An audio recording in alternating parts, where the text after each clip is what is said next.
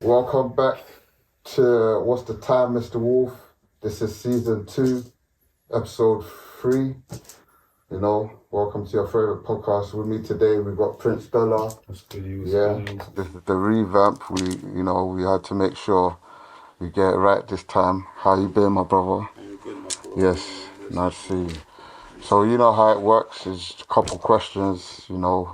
Get to know you as an artist. Get a little performance in, and get your mindset and understand what you or your perception is as a musician, and portray it to your fan base or your new fan base that you're finna get now. So the first question, I'll throw at you, get straight into it. You know what I mean? What or how is globalization affected the diversity of music within your industry?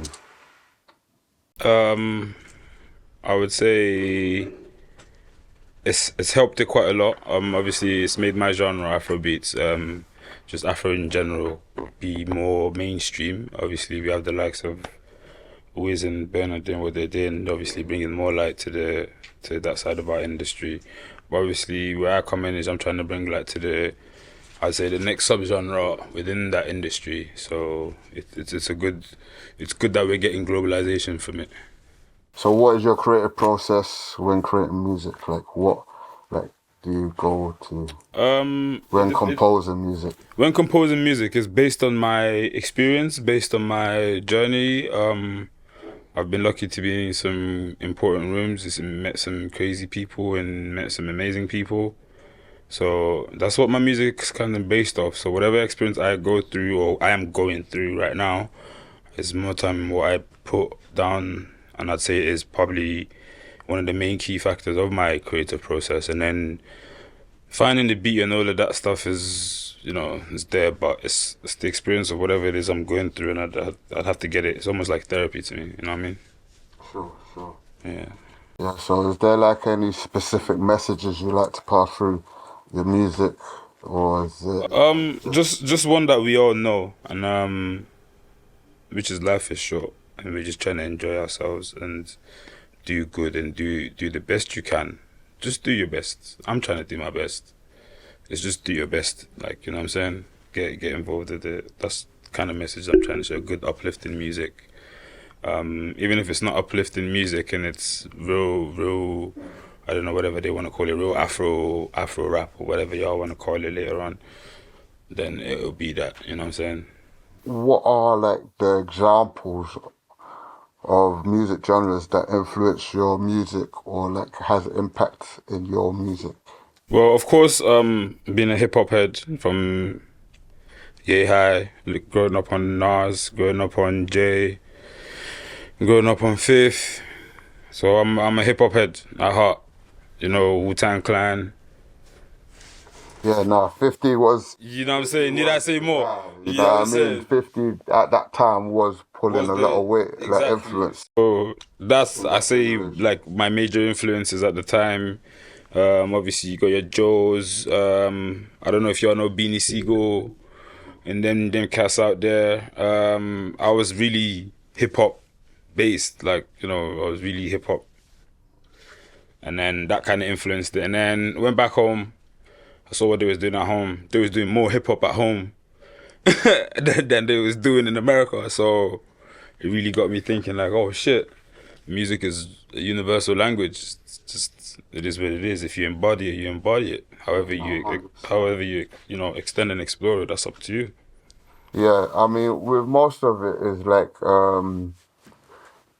you have to kind of follow the rhythm of the known artists. 50, he's still relevant till now. He pulled up just the other day in the UK, and everyone pulled out for him. So yeah, I heard that. So sure. I like that.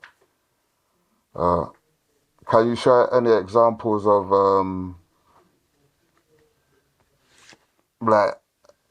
how would I put it? Through your music, anything that you express through your music that's happening in reality, or reality affecting your music. Do you have anything that kind of correlates like the current times now? Do you kind of portray that through your music?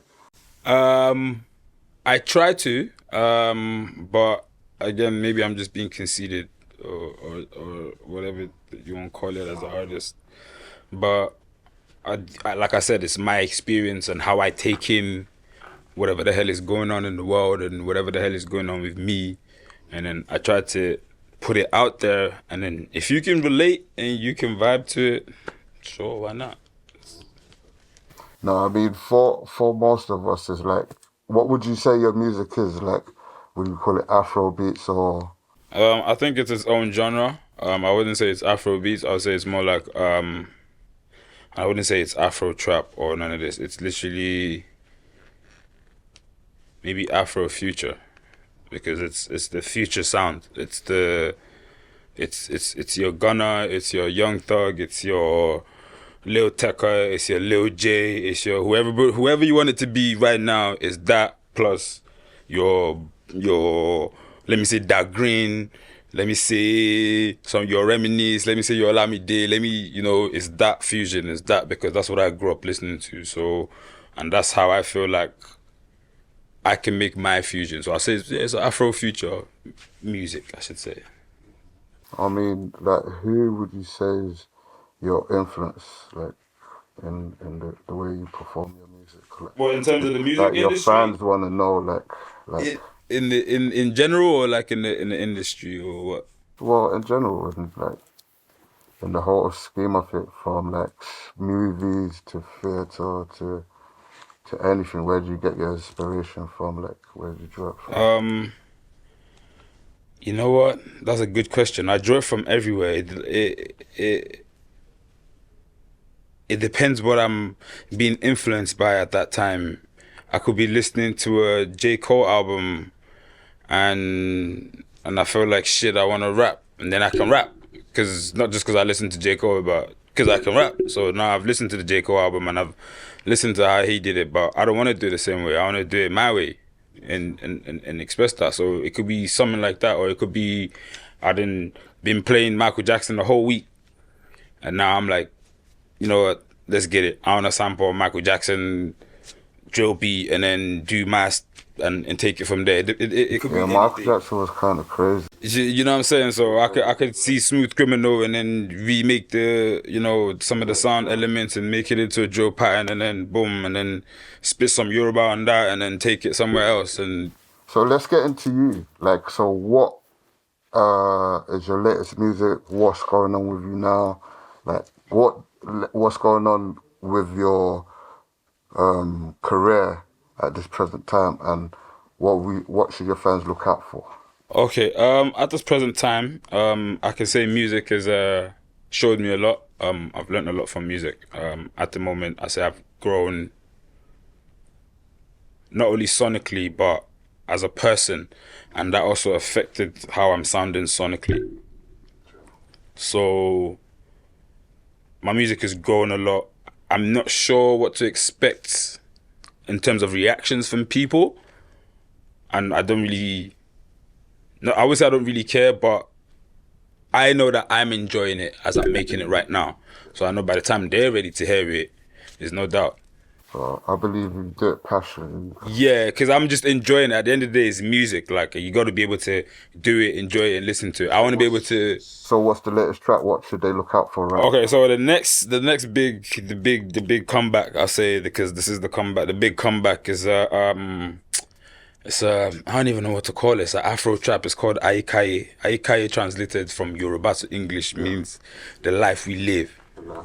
So if you're from where I'm from, and if you do what you do, you know the life we live, and everybody live that life regardless of whatever it is they do. You work and you hustle, and modern day slavery and I don't need to extenuate, but you do what you gotta do. So what was the inspiration for that track? All that. So that came from an experience. So I had a bad week.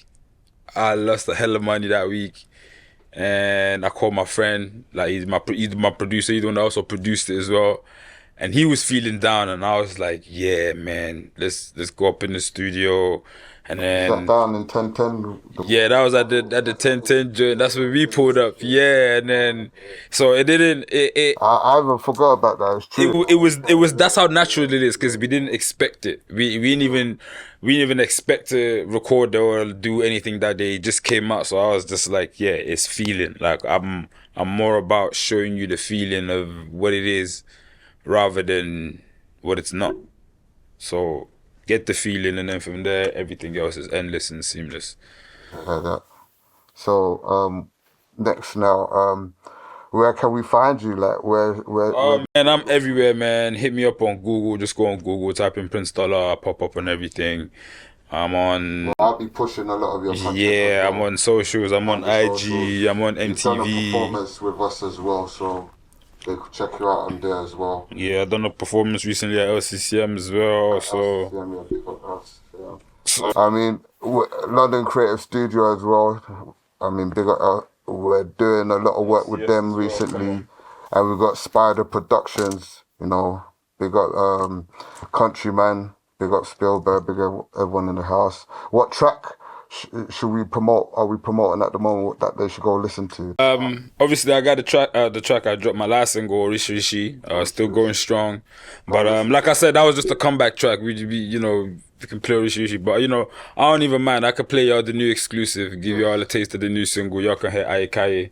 Aikaye, well, yeah, so we're gonna run that in the booth later, and we'll give you a bit of that as well. Well, thanks for coming out and checking my bro. Yes, Which is gonna just a quick fire questions, and yeah, I hope you're able to get everything you wanted out. 100%. So yeah, that should be it. Have a good day, and stay tuned for season 2, episode 4. That will be with Perea. What's the time, Mr. Wolf? Everybody stay blessed.